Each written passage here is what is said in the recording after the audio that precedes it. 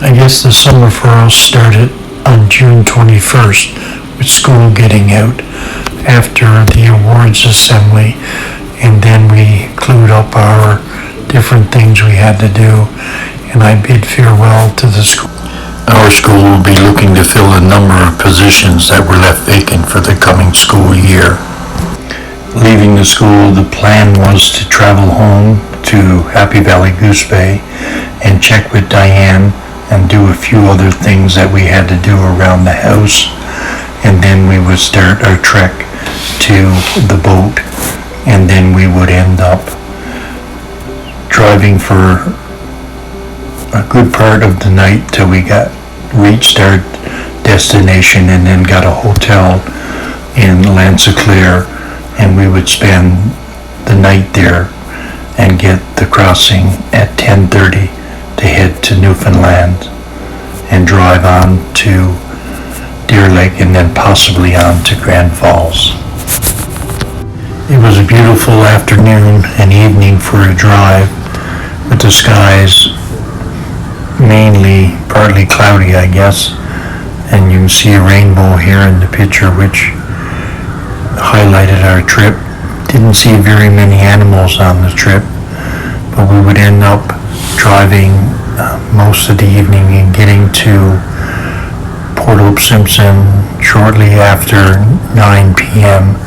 and we gassed up there, and then we made our way to Lanzaclear, where we had a reservation in one of the hotels there that we would end up staying the night before we ended up going to the boat the next morning. We ended up getting to Lanzaclear at about 11:30 p.m. that night.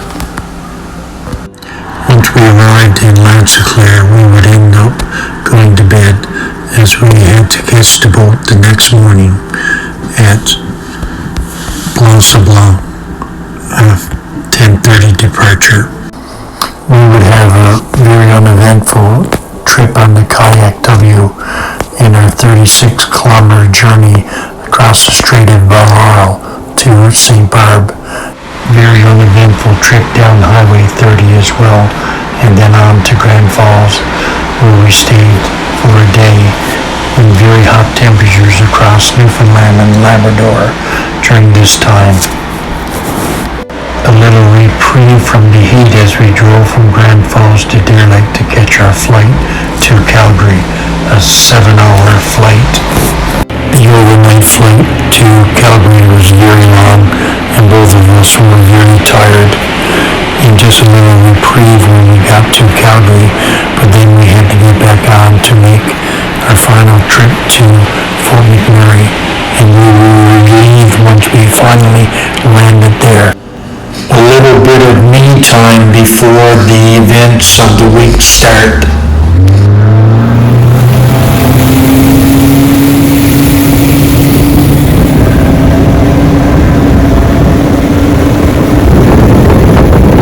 First trip of the year, and don't need a license, because I'm over 65. Gotta love it. With my captain,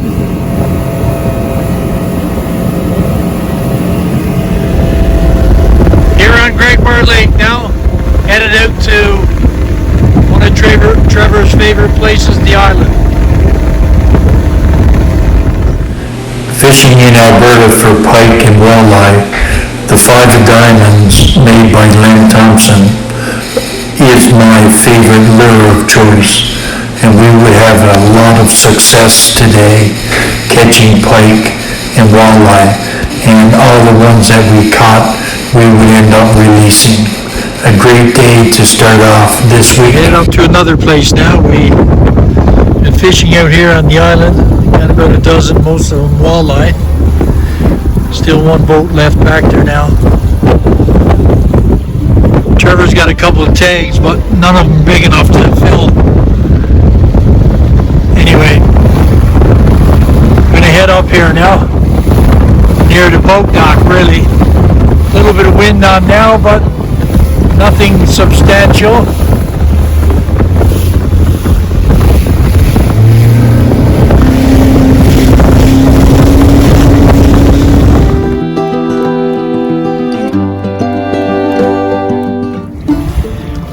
little bit of wind on the go now. I'm gonna try around the island for another little bit. You can see another boat over there, but a beautiful day. Sun shining very brightly. A few clouds in the sky, but just a beautiful day. Thoroughly enjoyed it. I guess overall we caught about 2 dozen fish altogether. Mostly walleye down here at the island, and then up there, and we heads back now. That's where we caught pike, but probably got over a couple dozen fish. Hook and release, of course. Anyway, I guess reluctantly we end up catching our last fish and walleye for the day before heading back into the dock. And it was a great day fishing, and as you can see, the sun is shining brightly as we use time-lapse photography to record this piece. And then once we get back into the dock, Trevor goes and gets his truck and ends up loading his truck while I have a conversation there with a couple of people on the dock that have had some luck catching some pike as well. But overall, a great day, temperature in the mid-20s. great day on the water today.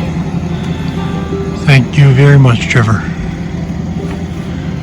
Thoroughly enjoyed it. It's hard to believe that our last grandchild is graduating from Fort McMurray Christian School as they celebrate 30 years being a school in Fort McMurray, of which I was there for 22 years as principal. And as we celebrate Isaac finishing grade 9 there, in total, over the years while they were in school, they would amass 55 years of education through Fort McMurray Christian School. As Isaac was finishing his last year at Fort McMurray Christian School, Heidi as well was graduating grade 12 from Ecole McTavish, a school that she had attended for the past 3 years. And there was significant celebration that was happening around her place to celebrate this momentous occasion. It was a packed full couple of days in helping Heidi and her family celebrate this momentous occasion of graduating grade 12. Besides the official activities that were put off by Ecole McTavish during the 2 days, there was a number of functions that Jennifer and the family hosted. Here you can see Heidi having lunch with family of her favorite Mary Brown's chicken, and then the family pulled together to put out this spread for Heidi's friends as they would come and just enjoy an afternoon with her and her celebration. The last official event that the family would attend would be the cap tossing ceremony that signified the end of her grade 12 year. And it was a fun afternoon as we watched all the graduates throw their heads into the air.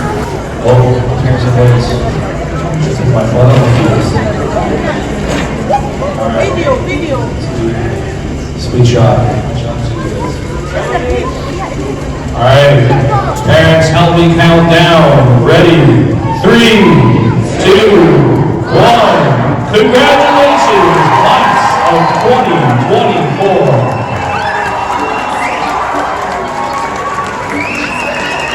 The days around Heidi's graduation, as well as the days approaching and including July 1st, were very hot, and we were thankful that our middle daughter had her pool up and we were able to access it to cool off during that time. We would travel to Fort McKay in the afternoon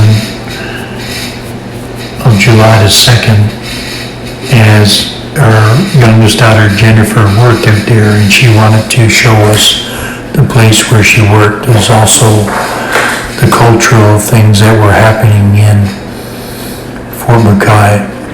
It's been a long time since we were out there, maybe 20 years, and the number of new homes that were built were just phenomenal.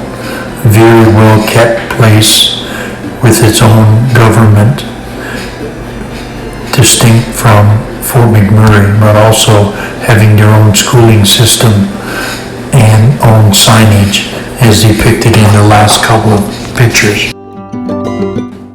As we drove back into town and looked at the structures that had made Fort McMurray what it was, an oil community, sign on the Syncrude tanks there, as well as the place where my wife worked for 6 years here on the right as well.